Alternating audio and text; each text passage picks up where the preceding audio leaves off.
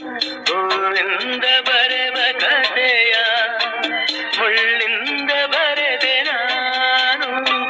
ಆನಂದ ತರುವ ಮನಕ್ಕೆ ನೋವನ್ನು ತಂದೆ ನಾನು. ಸಾರಿ, ಐ ಆಮ್ ವೆರಿ ಸಾರಿ.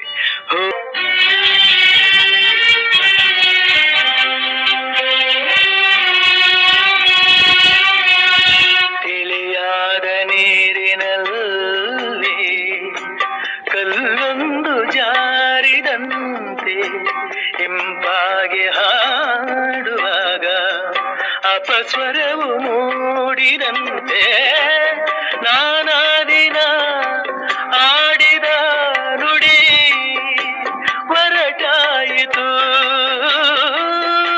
ಕಹಿಯಾಯಿತು. ಇನ್ನೆಂದು ಹೀಗೆ ನಾ ಮಾಡೆನು, ನನ್ನಾಣೆ ನಂಬು ನೀ ನನ್ನನು.